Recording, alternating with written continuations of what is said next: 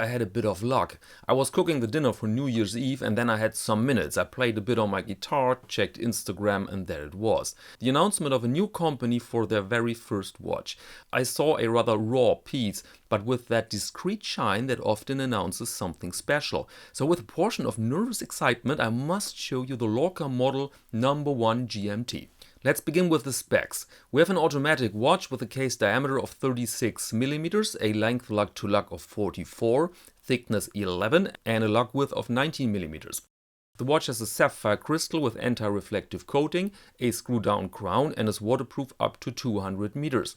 Movement is the Sobrot C125 top grade that also provides a date function.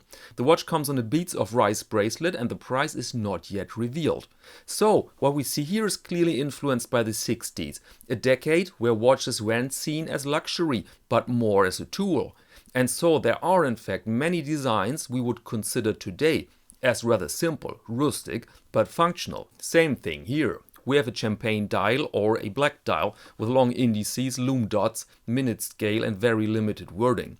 Brand name, water resistance, GMT and Swiss made. We see the typical dolphin hands and a GMT hand with a square on the tip. Date window cut at an angle. That looks familiar, that date window, but somehow forgotten. Where did I see such a date window? One of these long gone mid-tier Swiss brands I don't remember right now. Note that the bezel with the 24-hour scale is pretty empty. A large ring of brushed metal. Pretty quirky decision if you ask me by modern standards, but I have the strong feeling that the combo will work. And then we have that bracelet that combines the vintage look with modern components, especially the solid end links. In fact, this type of revived bracelet is pretty popular nowadays because it looks good and it's pretty comfortable to wear. So overall a watch which is today very unlikely and special, but the design makes some sense when you see the company.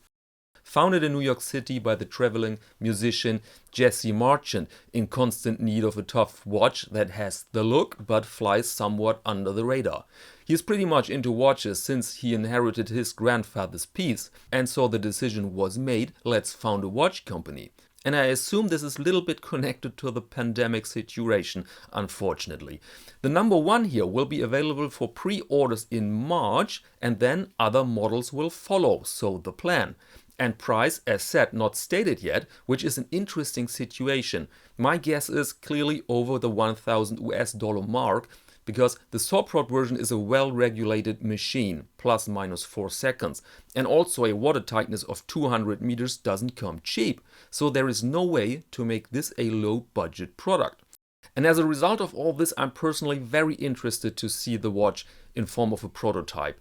The size and the look is definitely not for everybody, but it's special and that's what most of us can appreciate, right?